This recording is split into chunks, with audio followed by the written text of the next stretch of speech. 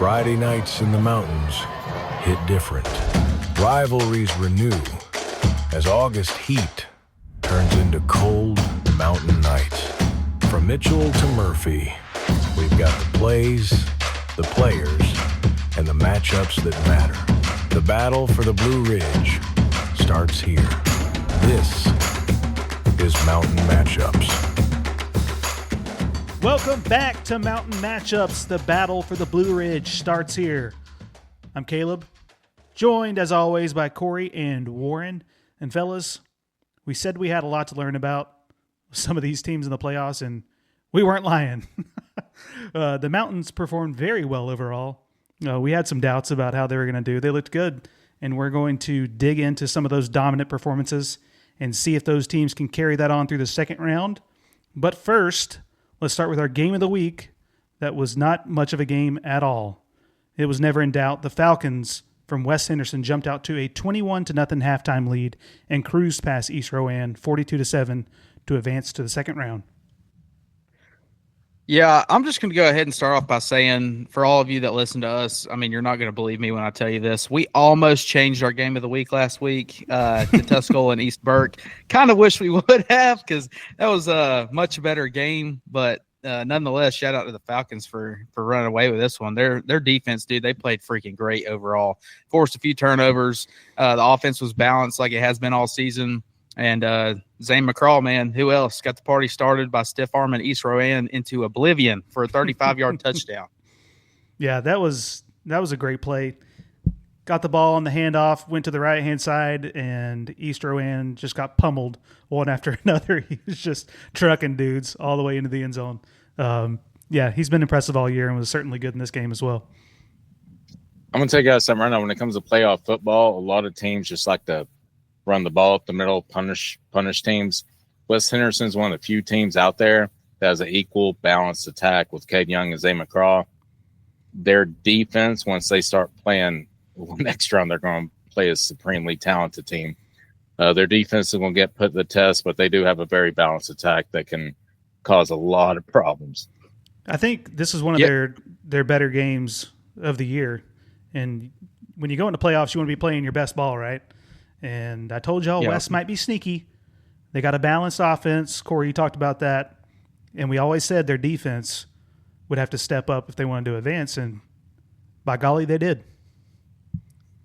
Yeah, I was honestly surprised. I mean, I wish I could have went and seen this game in person to really see what East Rowan looked like. I know like the West Rowans and people like that, they've got a lot of athletes, and they've made some deep state playoff runs in the past, and I know each year can be different, but I said West was going to run away with this one and win by 13. I didn't see it being 42-7. I mean, this is a statement win, in my opinion.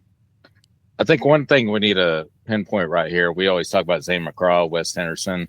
Isaiah Cash from West Henderson had 156 yards and 2 touchdowns on 12 carries.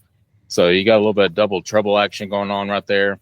I'm not very familiar with Isaiah Cash, but 156 yards and 2 touchdowns is pretty dang impressive. And then you got Caden Young and obviously tossed the rock. So great win for them. And we also said going into this one last week, I mean, we talked about how East Rowan would have to play a solid defensive game, and that they've given up a lot of points this year, and that trend continued clearly. Yeah, so it was a shutout by West Henderson going into the fourth quarter. Gave up a touchdown late in the fourth when the game was already in hand. I'm sure there were some backups playing for the Falcons. And Warren, you were talking about their rushing attack. They had a play to Asa Osman that went 35 yards to the house too on a little receiver pitch. I feel like we kind of forget about him some. I know we talked about him here and there, but he's a playmaker for him too. He can get it done. And you said Caden Young, 18 for 30, 171 yards, 2 touchdowns, and a pick. That one pick came at the end of the first half. They were just trying to tack onto their 21-point lead, and East Rowan got the pick, but they didn't do anything with it. So just a dominant game by West. Let me add one more point on this game. A lot of these mountain teams, are actually high school teams in general, are just used to stopping the run. It's very effective in high school football. You go against a team with a quarterback capable of tossing the ball 30 times, limiting turnovers. I know he had a pick, but can toss the rock pretty effectively. You don't know what's going to happen, especially if you have 2 solid running backs in the backfield. So you're always on your toes. Yep. So really, I think their offense, we knew that was there. Their defense was what was impressive at this game, or in this game. They held East Rowan to 172 total yards. So yeah, great performance by the Falcons. We thought it would be a tighter game, and shame on us. They looked good. Congrats to them. All right, so let's recap the games from our quick pick 9 last week. We'll start off with South Caldwell at AC Reynolds. Fellas, Reynolds took them to the woodshed, 56-0. Yeah, I kind of saw that one coming, to be honest with you. South Caldwell, was it TC? I think played them earlier in the year and smacked them pretty good. Yep. I don't think they're very good. I mean, clearly not. They're the 24 seed, but Reynolds. I mean, they're even though it was the 9 seed versus 24 seed. I mean, Reynolds is playing some good football here lately. Yeah, South Caldwell played like Bob Caldwell. #WLOS. This game was over in a hurry. There's really not much to talk about. We can go over some stats. Tremaine Keeter caught 4 passes for 210 and 3 touchdowns. That's a monster game. Yeah, that's good. That is a monster game. Got Tyvon Patterson Reynolds, 55-yard rushing touchdown, the first play from scrimmage. But this game was bloodshed. Yeah, don't forget Tyvon Patterson also had a 67-yard pick 6. So we've talked about the athletes that Reynolds has. Even though they are maybe not the dominant team that they have been in seasons past, they're still really good, and they got enough playmakers to get the job done. And a reminder, we talk, hold on, Corey, real quick. We talk about the new playoff format. Once again, the top 48 teams in RPI get in for each class, and then they split it into East and West divisions based on geography. So Reynolds was playing the worst team on their side, and that showed up with the 56-0 win. Go ahead, Corey. Yeah. Now you mentioned that, I've got 2 things. The first thing I was going to say is Reynolds is top stuff, top level, elite. Whenever they have Stacy Taylor having a good, solid game on defense, whenever he can create turnovers for them and put the ball back in Patterson and Keeter and Caden Ray's hands, they can really get up in a hurry.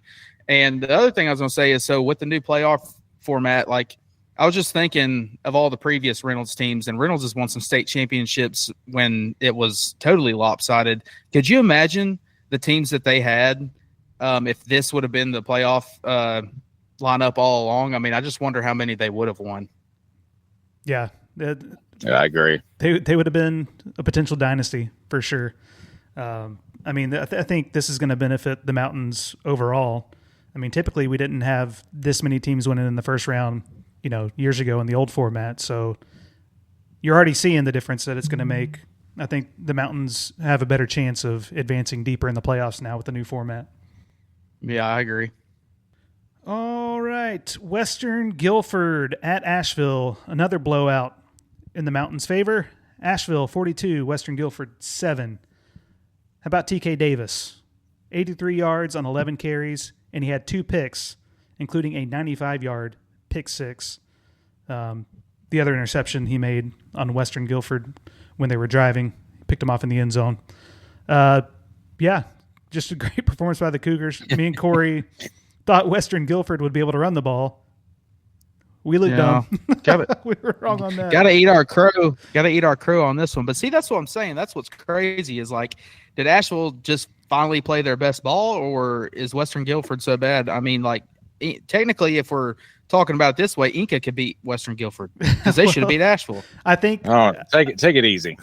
I think, Corey, I think that game was actually probably in the back of our heads, honestly, seeing how they played at Inca. Yeah. We didn't know if maybe they were letting their guard down a bit after they, had that crazy win against Erwin and were in good position. I don't know.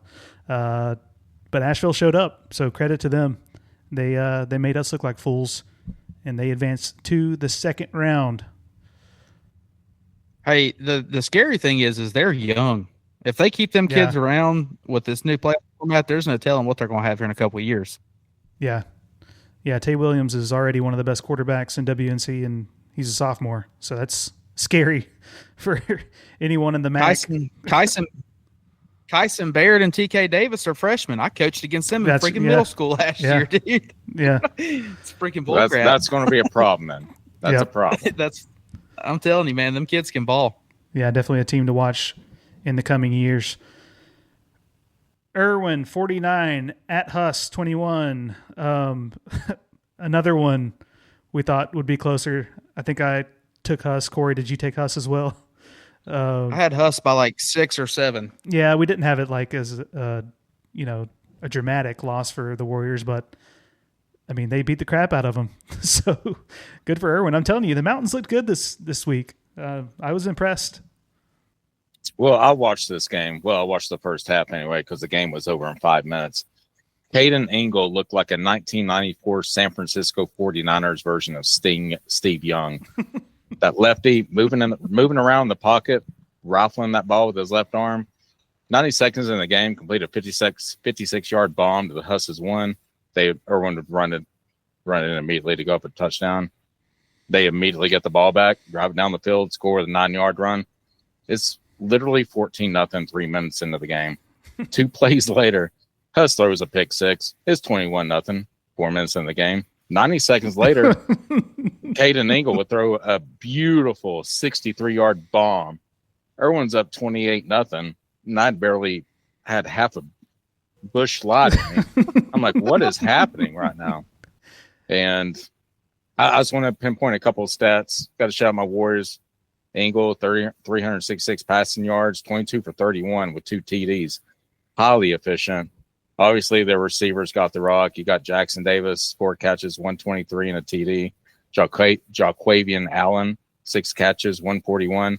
Noah, sorry if I mispronounced your name. Noah Hootem. Sorry, Noah Hootem. 10 catches, 98 yards. This is the Erwin team. It's Dr. Jekyll and Mr. Hyde. You don't know which Erwin team's going to show up. Is it the team that beat Hendersonville? Is it the team that beat Huss? Is it a team that started out 0-3, 0-4? We don't know what Erwin team's going to show up week in and week out. This Erwin team that showed up at Huss and showed up at Hendo, they're dangerous. I'm telling you right now, they are dangerous. Yeah, what do you think, Corey? At the 17th seed, let me jump in real quick. That is scary because if you're one of those higher seeds that could face them, even though you'd get them at home, based on this game, they don't look like somebody you'd want to play early on. No. And I mean, so here's the thing, like I just mentioned with Reynolds with Stacy on Taylor. So Warren, I don't know if you remember in the Hendo and Erwin game and now this Erwin and Huss game. And I mean, he's done it in a couple other games that maybe they didn't win, but they were in. You know who the X factor is on both sides of the ball for them? What you got, my man? It's Jackson Davis. Jackson Davis had a pick the other night as well. When he plays well on both sides of the ball and he can create turnovers and extra possessions for them to get the ball back in Caden Ingle's hands. And Tolbert ran the freaking ball great that night. And he's a freshman. I mean, he's really starting to pick it up as he's learning the offense as well. Hootem's a threat, but he doesn't get talked about enough. But I don't know. I don't know if Huss just wasn't prepared or what, but I mean, sheesh, Warren, Caleb, I watched this game too. Some of it, I just couldn't believe what I was seeing. I mean, their quarterback couldn't even stop from tripping over his own feet. There was no offensive rhythm to what they were trying to do. Defensively, Ingle just picked them apart left and right, and the Erwin wide receiver core was just blowing people's doors off. And, of course, my fiance's family from Leicester had to give me crap for picking this one wrong. But congrats to the Warriors on a big-time dub, and hopefully they can go out and compete in Belmont with South Point. Well, I liked how Erwin started off. They start off with Ingle throwing quick slants, like little 8-yard slants, and then the receivers they get 10 yards after the catch. That opened up Ingle's got such a freaking arm, man. Yeah, he does. Like that 63-yard bomb, 50 to 55 of it was in the air, like just a flick of his wrist. That's a big boy. And those deep balls were opened up because of how they were picking them apart on the underneath stuff. Just, dink here, dink there, just nickel and diming them to death. And he was getting the ball out like when it needed to be out, just a split second. The receivers did a good job finding open space. Coach Pruitt talked about that in his post-game interview. I want to think that they can go into South Point and can compete. I know that Coach Pruitt, I feel like he is one of the most underrated coaches in Western North Carolina. I can't believe I'm saying that as an Inca boy, but I mean, I've seen what he did with the team that he had last year, and yes, they were talented, but he knows how to coach talent as well. And I mean, they fought in a lot of games this year after losing Lawson Reynolds and trailing in a lot of games. So I don't know. I'm actually pulling for him as much as I hate to say it. I want Jaden Holder to go out with a bang his senior year. So I don't know. We'll see, man. Yep, so congrats to Erwin as they advanced to the second round. They looked really good. And like I mentioned, I'm sure the next teams up are a little scared of them. So let's see how they do. East Burke 6, Tuscola 13. This is the game Corey mentioned that we almost picked as our game of the week. Probably should have, because it was a close one. Sam Trantham led the Mountaineers. He had 9 tackles, including 2 tackle for loss. And he also rushed for 77 yards and a touchdown on 18 carries. And their defense held East Burke to under 190 yards of total offense. So low-scoring game, but the Mountaineers got it done, fellas. Yeah, and Caleb, I want to shout you out because you specifically said last week Sam Trantham goes off, and he did. So shout out to you. Thank you. I always appreciate a high school player that plays both sides of the ball. So, Sam Trantham, you're a beast, man. We also need to give some flowers to Jet Barkley. He had an efficient 6 for 9 for 129 yards and a touchdown. Ty Walker chipped in a solid 15 carries for 75 yards. Tough, hard-fought win for Tuscola. And they advanced, boys. Now, what awaits for them next week, or this week, rather. Might be a little interesting for them, but regardless, they advance. Yeah, and if they keep advancing and Pisgah handles business, they're going to play next week. We'll get into all that here in a bit. Hendersonville 50, East Davidson zip. What a beatdown by the Bearcats. Thompson for Hendersonville caught 4 passes for an 85 yards and a touchdown. He also had a punt return for an 85-yard touchdown. So 85 was his magic number last Friday night.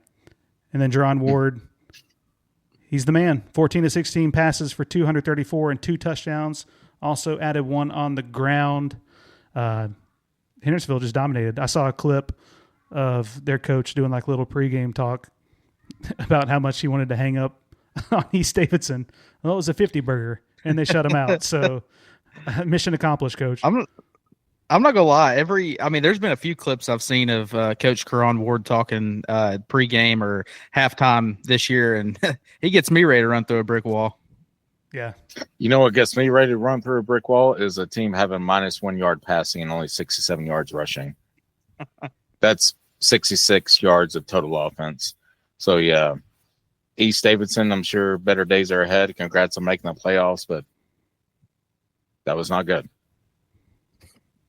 Nope. Congrats to Hendersonville as they advance. Hayesville 41, Highland Tech 7. Trey Graves, that's our boy. 125 yards and 3 touchdowns on 14 carries. And then Peyton McGaha, we've talked about him a bunch too, their quarterback. He rushed for a touchdown and was 9 for 11 with 2 passing touchdowns. So congrats to Hayesville as they roll. Rosman, what did we talk about last week? We said get rowdy, Rosman. Well, they did. 38-28 over Bonnie Cone Leadership Academy. The famous Bonnie Cone Leadership Academy.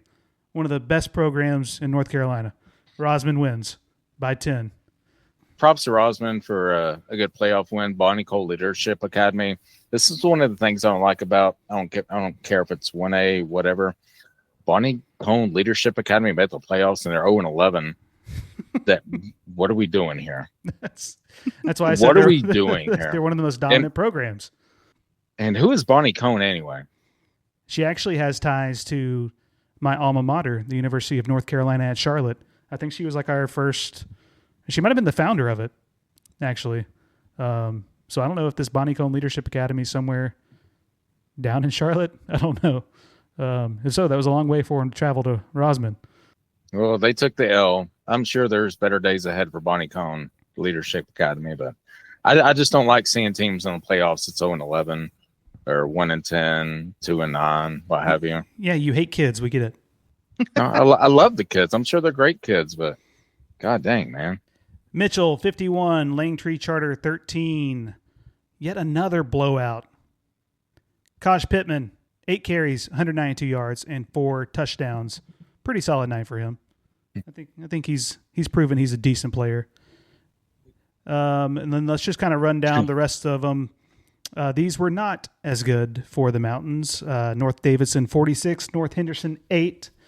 We'll have to shout out our boy Parker Willis. He rushed for 130 yards on 19 carries, which is actually a down night for him, which is probably why they lost by so much. But he did finish the year with over 2,000 rushing yards. So that's he had an amazing season. Sophomore, he's going to be doing damage for the next couple of years. Yeah, I tuned into this one a little bit, and honestly, North Davidson, they just kind of blew me away with how fast they jumped out in this game. They did have the better talent, speed, and size compared to the Knights, unfortunately. I didn't know that about North Davidson, but, yeah, congrats to Parker Willis on a fantastic season. Forest Hills, 40. Smoky Mountain, 28. This game was fairly close early on, and then Forest Hills took over and pulled away. Shout out to Riley Smith. He had 36 carries. He did a little Landon Pope imitation that night for 246 and 4 touchdowns. Yeah, I mean, at halftime, they're tied 14-all, and Smoky had some mojo coming out in the second half, but they end up a crucial turnover, give it back to Forest Hills in the second half.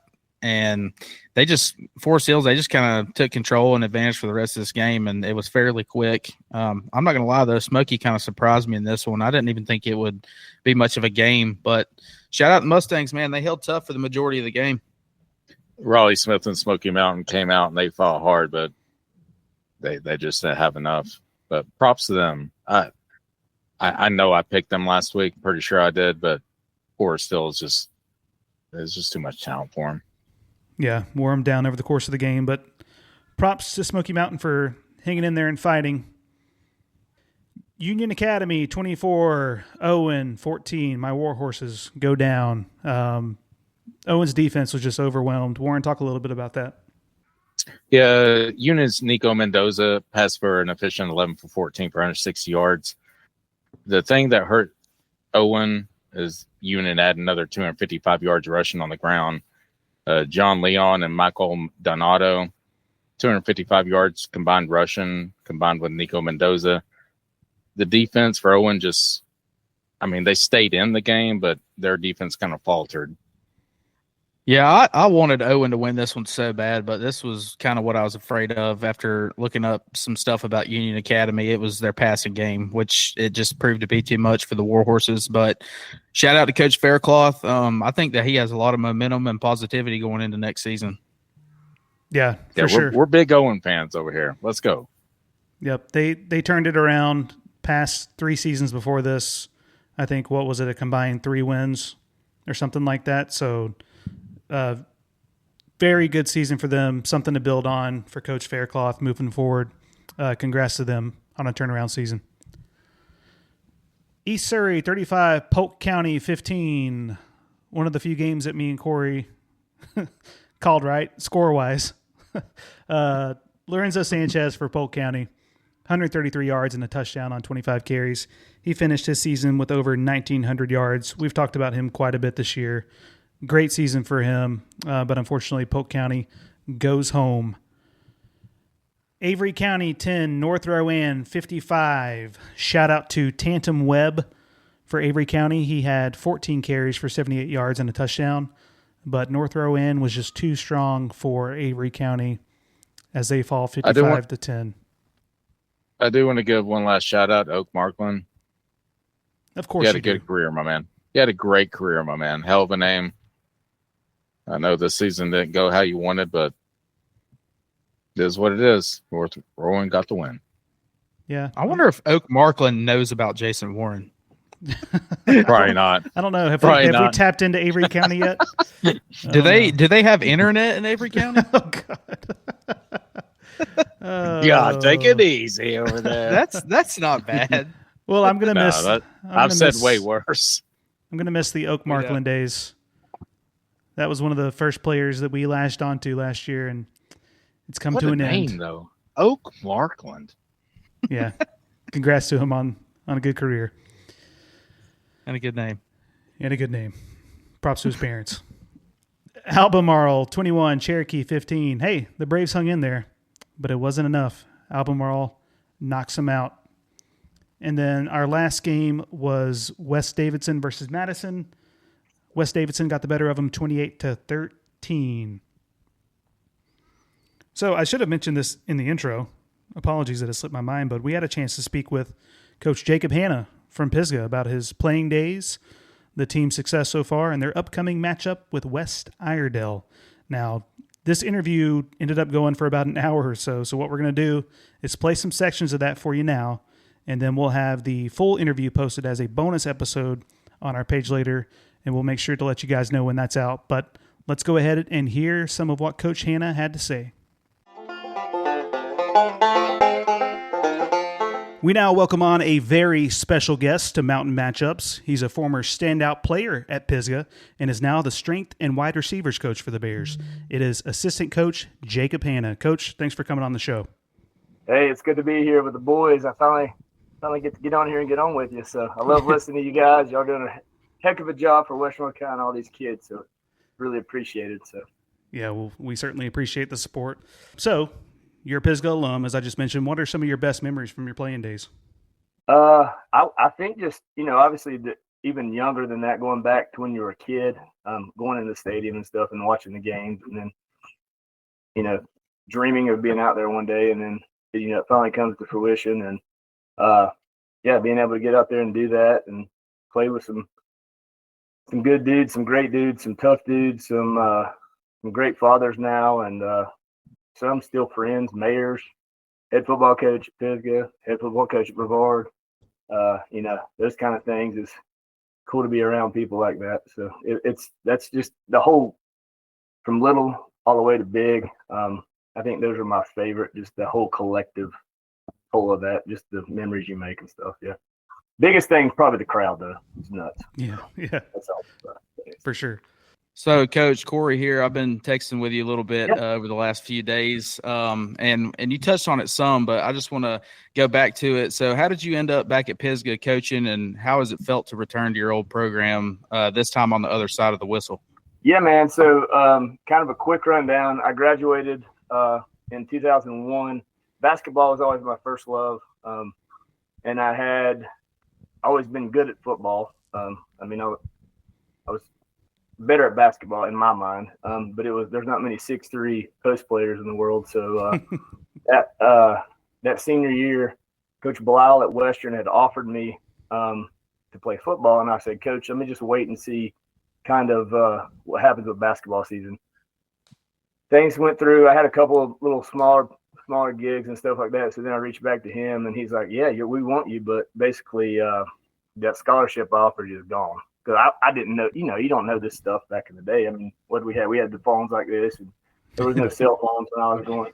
So long story short, I took preferred walk on to Western, got my scholarship back, was team captain there and all that, yada, yada, yada. Getting ready to leave my senior year. I was going to my degrees in sport management. I was going to go work for the Panthers, sell tickets, do all that good stuff. And, when I finished playing my college ball, I was like, there's no way I can get out of this. There's no chance.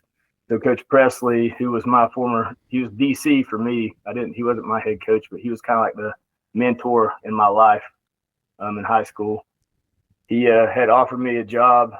I took a TA job, came back, moved in with mom and stepdad, and then the rest is history, I guess, so to speak. Put my foot in the door and just grinded. So nice. Now I'm living my dream with the job I've always wanted. So that's great. That's cool. I'm doing the TA stuff now. So yeah, I did it for 4 years, dude. I did it for 4 years. I used my business degree, taught business for 9, and then Coach Presley retired. Ricky Renley left and went to Smoky. So we had 2 PE spots. They moved me into that, and then now he's back and we're working together. So I think I took his spot. I told him he's one of my best friends, been since childhood. So yeah, that was pretty cool. Yeah, that leads into this question perfectly. This is Warren here, Coach. Yes, sir. Who are your biggest influences on you as a player? Any coaches or teammates that really shaped how you coach today? As a player, so coaches, people I coached for or played for, David Presley, he's on my Mount Rushmore. Jimmy Cleveland, he's on my Mount Rushmore. Matt Rule, he's on my Mount Rushmore. I would say Jeff Collins. Now that's two bigger names, but they're kind of the ones in college that made me figure out what I was capable of, so to speak. The other two previous ones made me figure out in high school what I was capable of. Those were the four I would say that were my coaches that had the biggest impact on me. I think I take a lot of Jimmy. Maybe all of them. I'm not as good as a talker as Matt Rule. That dude can talk, man. Phenomenal.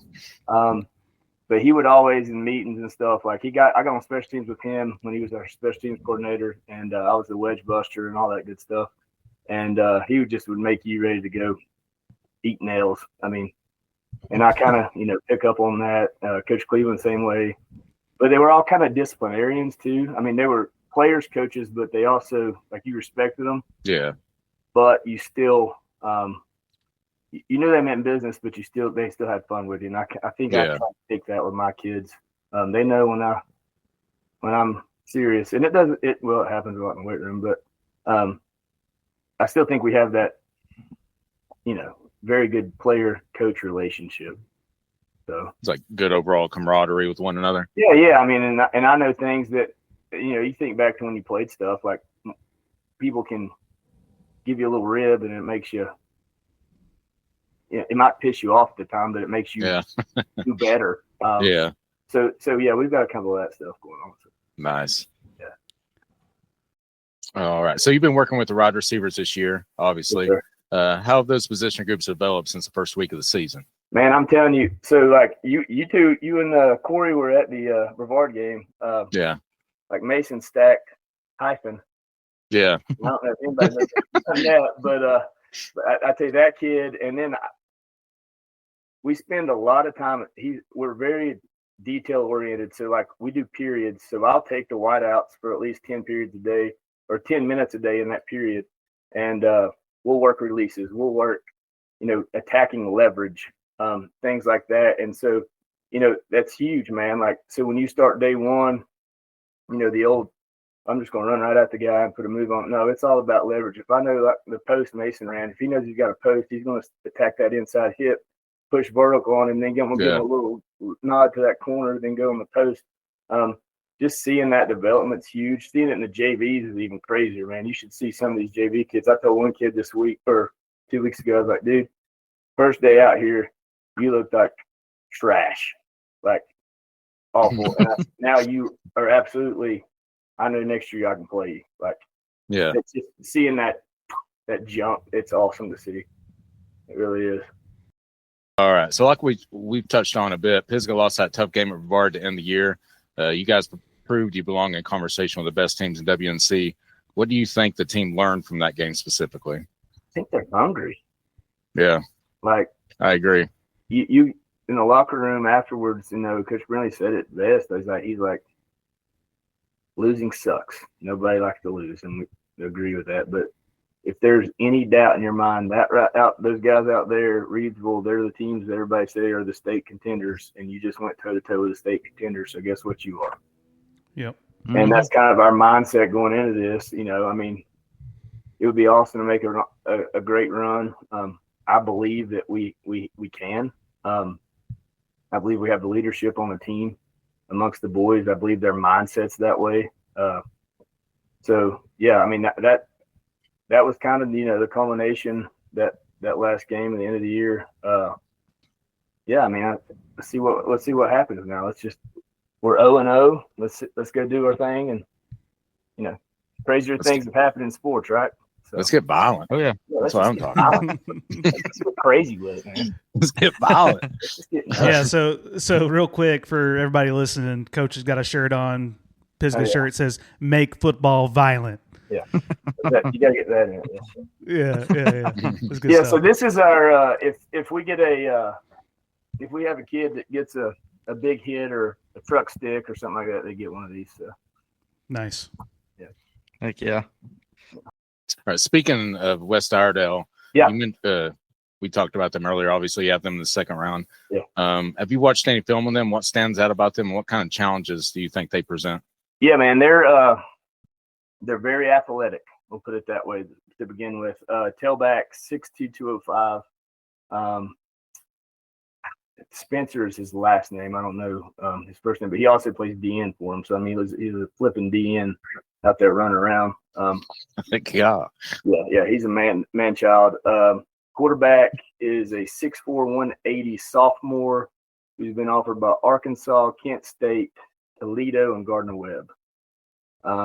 They've got a wide receiver / DB, very athletic. They'll go to some 10 personnel, so one back, no tight ends. Yeah. So they'll spread around a little bit, and they'll get into some 20. They'll get into a little bit of 11. They try to run. They like to run the ball, but they want to also get it out there to their athletes. So it's going to be, and they're in the best conference in 4A, 5A. I think ours in the mountains. I think this year our conference is better than anybody in the mountains. I'll be whatever. I can catch heat or whatever on it just from top to bottom, minus one team. But a lot of good football teams. But you got to think West Iredale is in conference with. Are you ready for this? I think it's East Lincoln, Maiden, Newton Conover. Who's the other one? Bandies. Yeah. So they're sitting there. They're 5-5. They beat Ash last week and made it 6-5. So they're not playing any slouches. We'll put it that way. Mm-hmm. Yeah, it's gonna be a solid second round game for you guys. I look forward to it. Yeah, for sure. Yeah. So with West Iredale, having some talented kids and playing some solid talent all around, what's been y'all's message to your guys this week as you gear up to play them? Corey, I think that you just keep doing what got you here, man. You keep practicing like you practice. You keep attacking it like you're attacking it. As far as the weight room goes, as far as film goes, and you just line up and see if who wants to get beat on for 4 quarters. That's what I'm talking about. I'm just telling you, that's the mindset. I don't know how else to put it. Like, we're just going to come at you and keep coming at you. You might lick us in the face, and we're just going to be right back at it. And I think that kind of showed with Brevard, and I thought that was a testament to the kids, and they were ready. Brevard was ready. West, same way. Franklin, second half, same way. Tuscola, that way.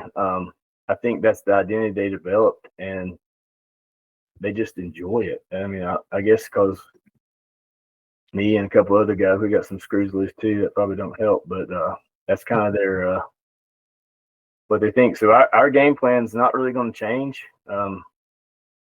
We just see who wants to tackle Pope in the fourth quarter, and somebody will. Brevard did. So I mean, they met it, but it is what it is. That's kind of our thought process.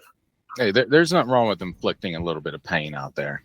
It's a violent game, man. It's the last Yeah. thing. It's like, it's the only one that you would get arrested for if you did it in public. Yeah, that's true. That's a good point. Yeah. So one last question for you, and then we'll get you out of here. We've been talking with assistant coach Jacob Hanna from Pisgah. We've talked about it a little bit. I've heard you mention some things, but just define it for us right now. What does it mean to be a Pisgah Bear? You might get me emotional there. I think the number one thing is tradition. I think just knowing family, because everybody always comes back. Everybody's always still tries to be a part of the program. I just think tradition, dedication, grit. I mean, we can throw these out there, but I think until you get to experience it, like you're in it. Like it's just different. I don't know. It's very different. Like as far as how tight it is. Does that make sense? Like, Yeah, absolutely. Like it's just weird, man. Like you want to play. Like it's selfless. I guess that would be the term. Like there's people before you. There's people going to be after you, and you're setting the standard right now while you're doing it. I've I feel like too. That's why I kind of like, I'm from Inca. It's either you love Pisgah or you hate Pisgah, and I've always found that fascinating. I mean, it's a cool deal. So yeah, man, and I got a lot of family from Inca. All the Holloways. That's my cousin. Yeah. All them. So it's I grew up when I was 10, 11, 12. Brandon was playing in Inca. I was at every game, every basketball game, every football game, I sat on the Pisgah side when they played Pisgah, but other than that, I always went to all those. But yeah, man, I just think that it's special, and all we ever talk about is this thing right here. There's nobody bigger than it. Not the head coach, not the AD, not the principal, not Landon Pope, not the kid that don't even get in on Friday nights. Like nobody's bigger than it. We're just all like it's, that's just. I think that's the mindset there. And just always kind of has been. I think that's pretty cool. Yeah, I could tell whenever we interviewed Pope, whenever we asked him specific questions about him, he wouldn't talk about himself. It's the offensive line. It's this, it's that. It's not, he couldn't do what he does without other people's help. No, and they hear that daily. I mean, they do. I mean, they know that it's all one collective unit. There's no offense, there's no defense. It's us. Even though, we're not on the field together, whatever, Yeah. Didn't you used to have T-shirts like around the time I was in high school that said it ain't about me, it's about the P, I think. I think so. Yeah. I think so. Yeah, it's all about the P or something like that. I don't know. Probably off that U. I like to watch some of this stuff, so you never know what they throw out there. But yeah, it's it, man. It's just that's how the mindset is, I guess, and as long as that stays, I think that's going to be good for us. We keep that mindset and we just keep our head down and work, see what happens. Well, Coach, we appreciate you taking the time out of your busy schedule to chat with us for a bit. And best of luck this Friday against West Iredell, and hopefully beyond that. We'll be rooting for you, even Corey. So good luck this week. Corey's all in, man. Don't let him fool you. He's all in. Yeah. He's all in. Hey, he's just trying to act tough. I'll make him be all in. Trust me. Hey, I want to get on. I want to get on here one day and I want to be like that fourth block on this and just do the podcast. Do it. Hey, come on. Come on. Come on. I love it. I just want to start talking ball. Let's do it. Yeah. We'll have our agent contact yours and we'll see what we can work out. He's got me. Okay. All right. Good deal. Well, thanks again, Coach. We appreciate you. See you, man. All right. Go Bears. See you. Go Bears. See you, buddy. That's what you got to start saying, Warren. Go Bears. Go Bears. Hey, I got a bear mask right beside me right here. I know. You got a brown bear, man. Put it on. Yeah, I know. That was one of my favorites when you did that. That was great. I lost it. See, I usually listen to the podcast if it's an away game, I'm driving to the game. So I listen to it. Yeah. And so that was good. That was awesome. Well, hopefully we don't sound like too much of a bunch of morons. Nah, dude, I love it. Y'all are doing awesome. Anything you can do for these kids, man. Yeah. Yeah. And we appreciate it, man. Fun for them. like talking football or sports in general, I guess. No, we've enjoyed it for sure, and we appreciate the support, man. Yeah, appreciate y'all, and take care, all right? All right, see you. Good luck. Thanks, man. Thanks again to Coach Hannah for taking the time to talk with us for a bit. We know he's got a lot to prepare for in West Iredell with the rest of the coaching staff and team. So really appreciate him coming on and chatting with us for a bit. It was a great time talking with him, and hopefully we'll have him back on soon. But now it's time for our certified Dogs of the Week.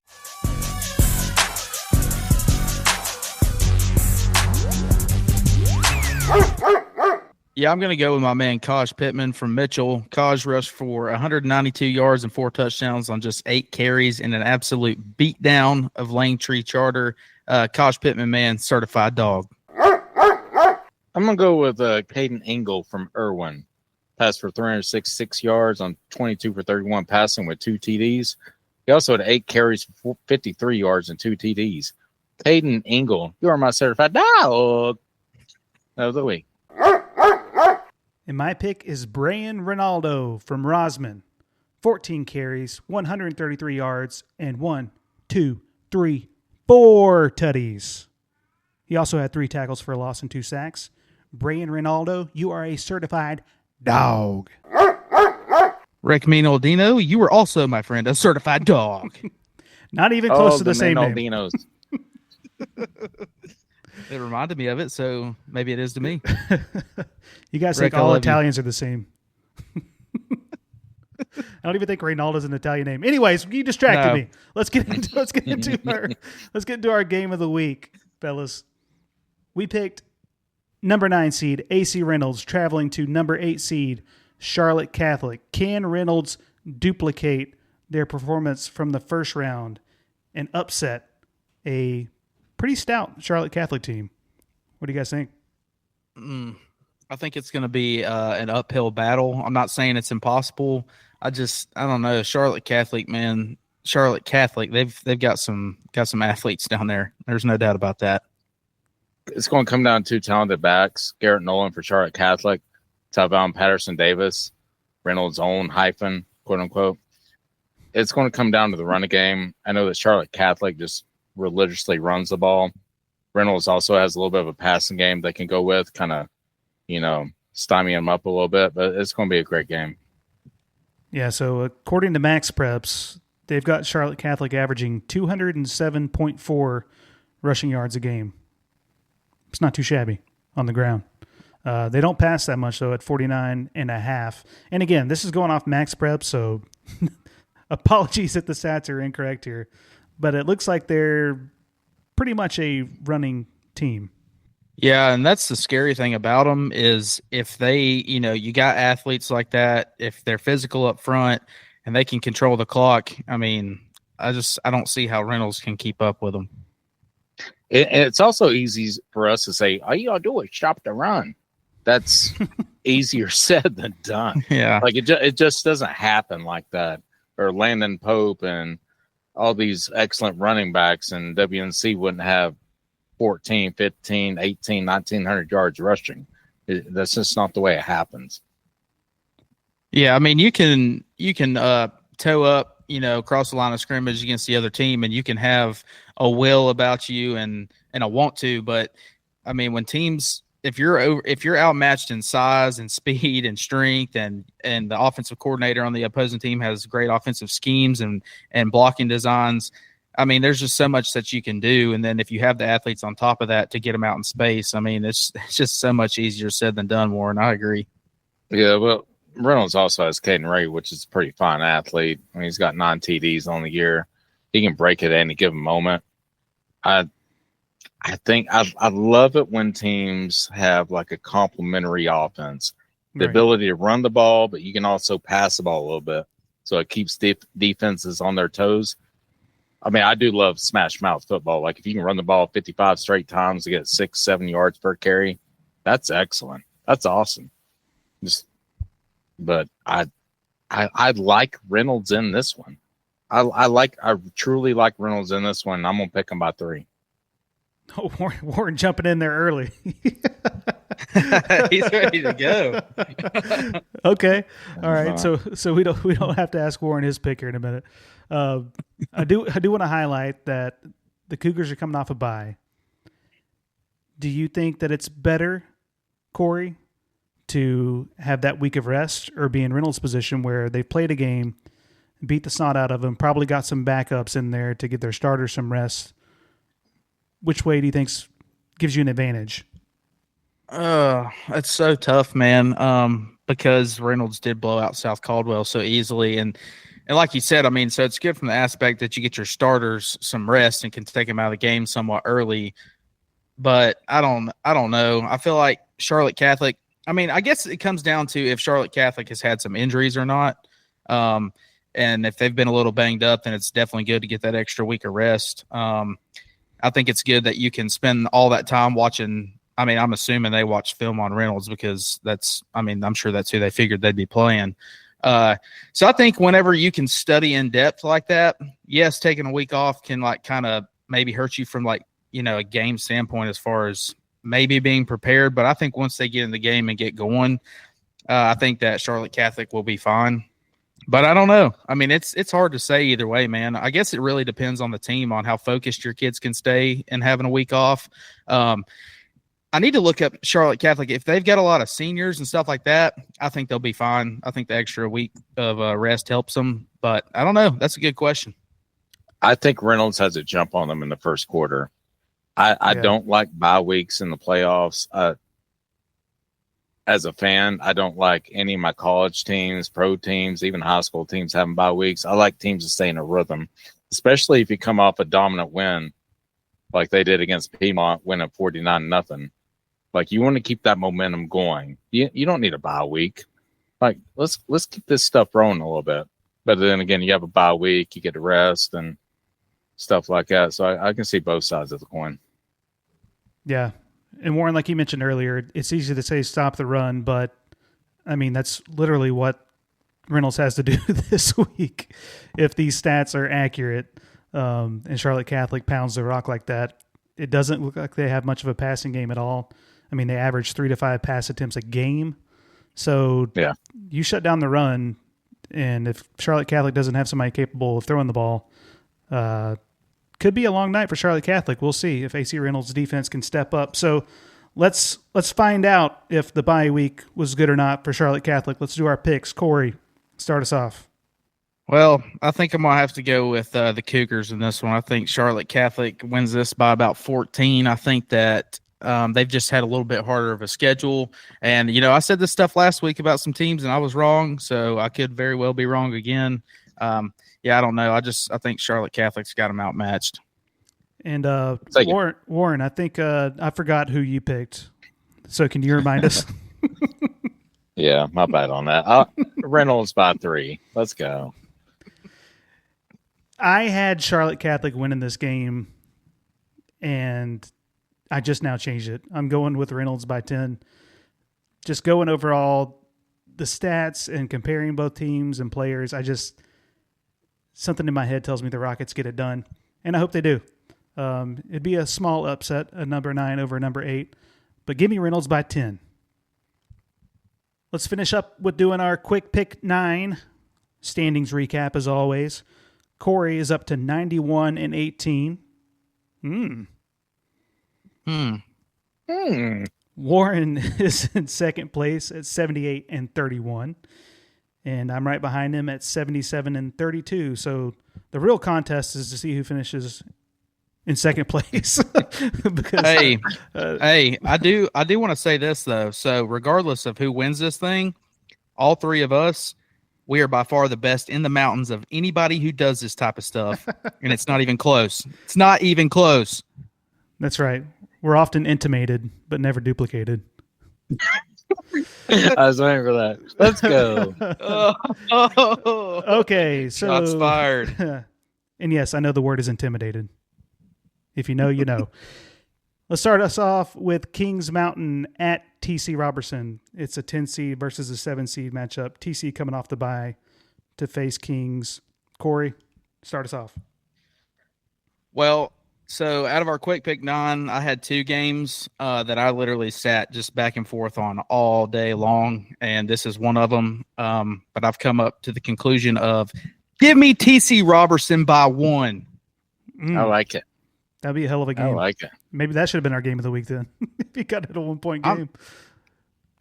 I honestly think this might be the closest game of the week. But that being said, give me those Rams. Give me those Rams by 4.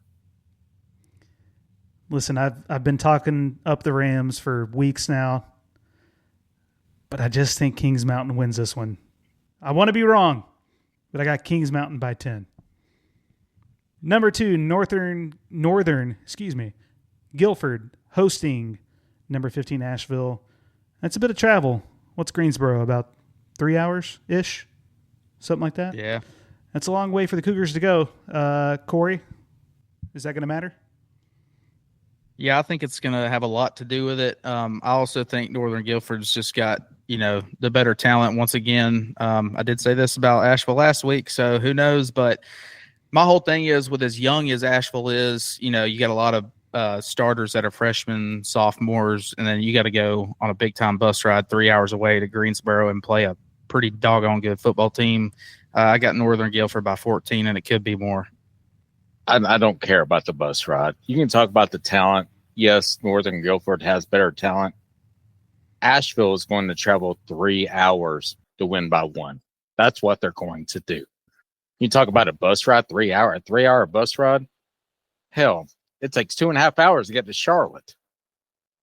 Don't give me that. Asheville's winning.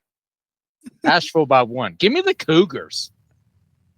I'm going to keep being the bad guy for now and pick Northern Guilford by 21.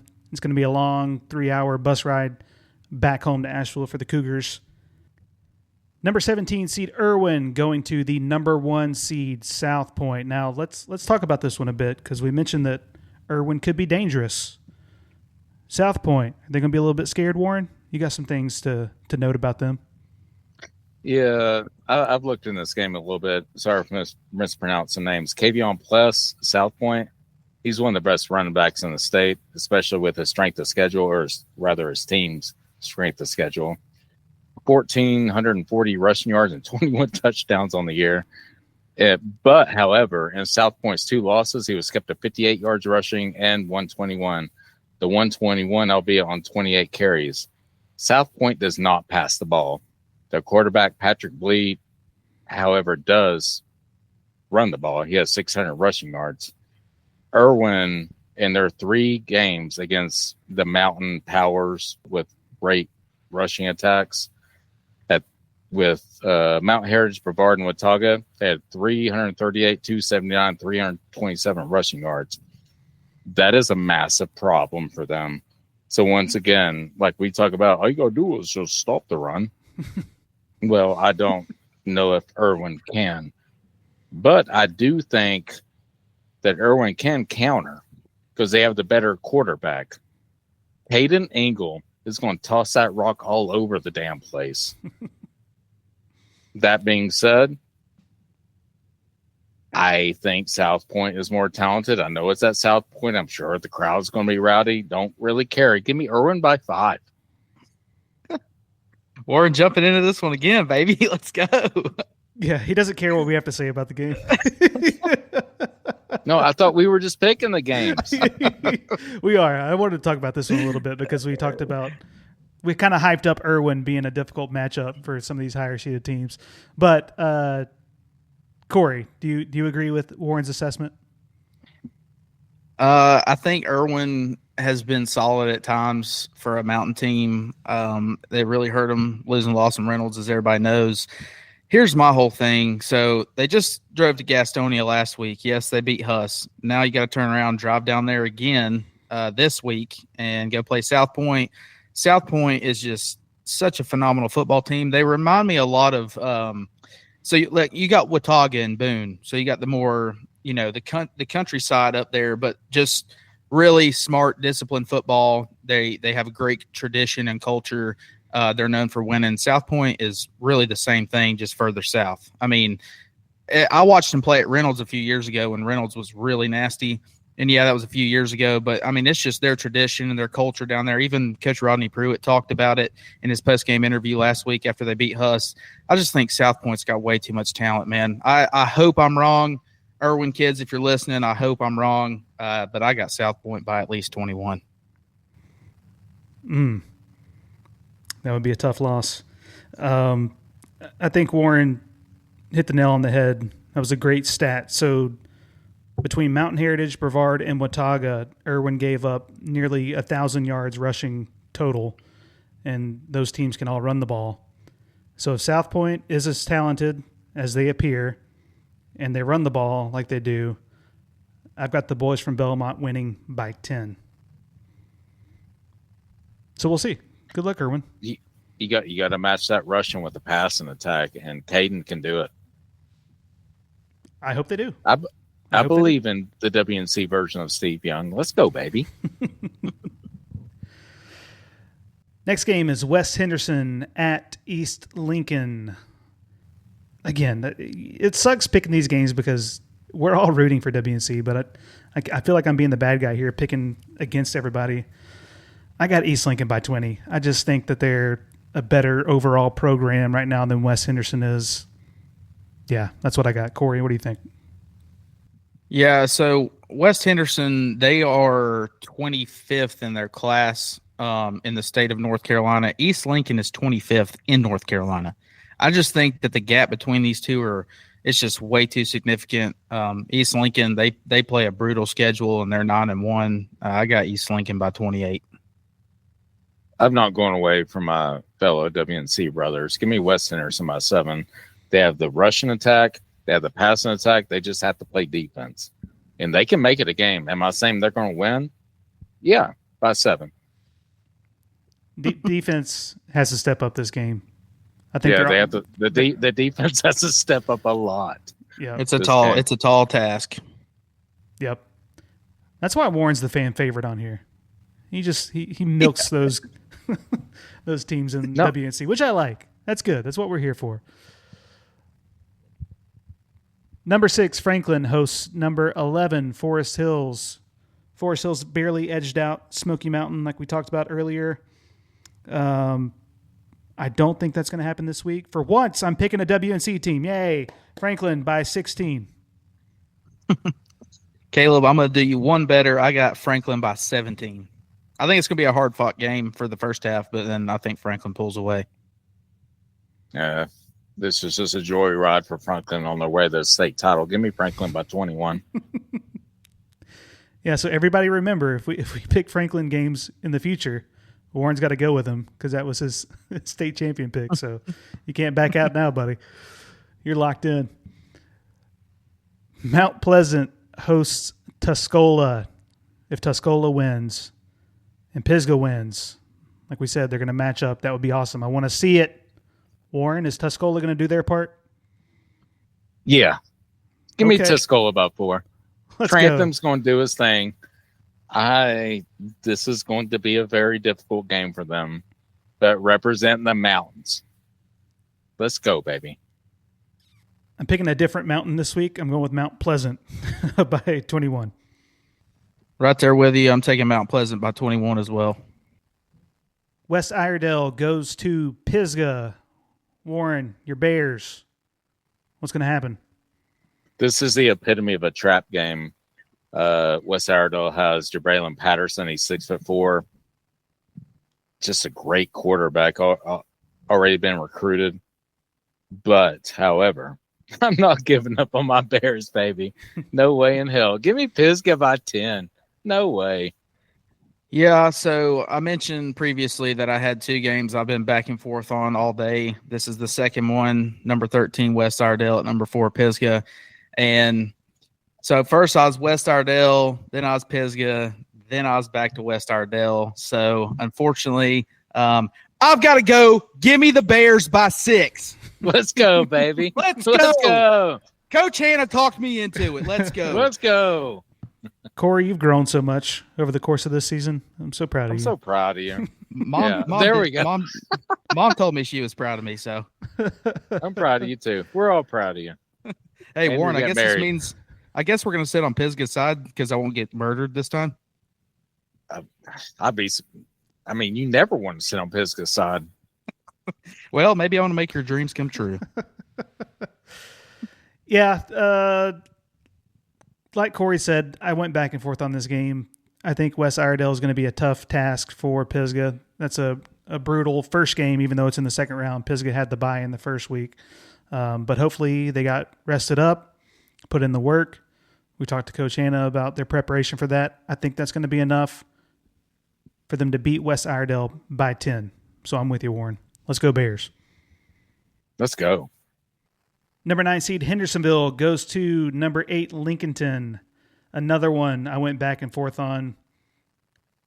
Ended up with Hendo by 6.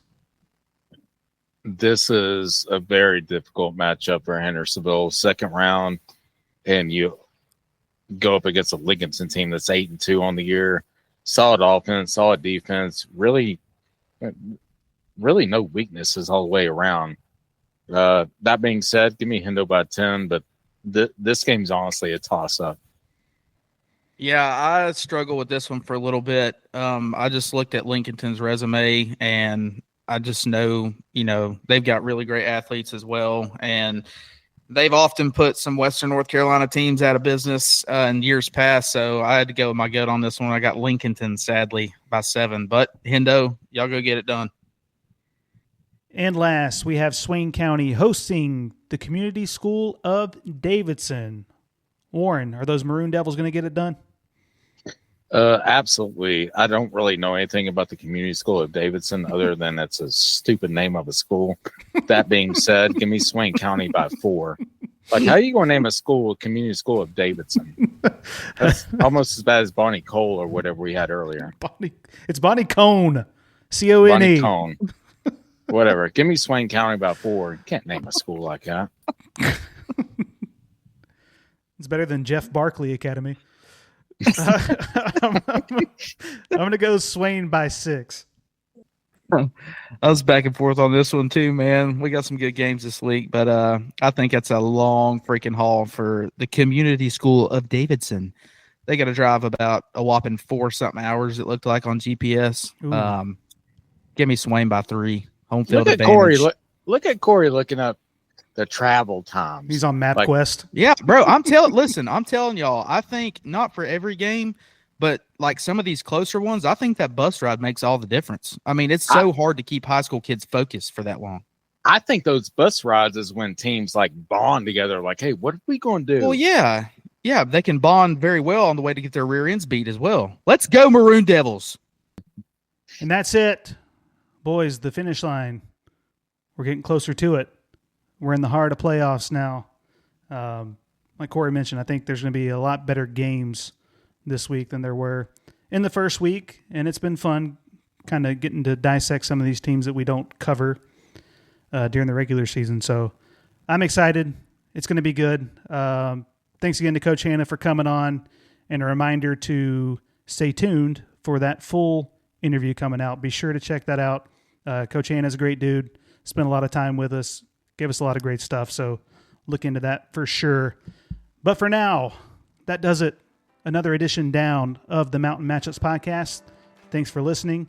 Like, share, subscribe, and good luck to all the teams in WNC this week. We'll see you next week. Love you guys. Love you, brother. Love you, boys.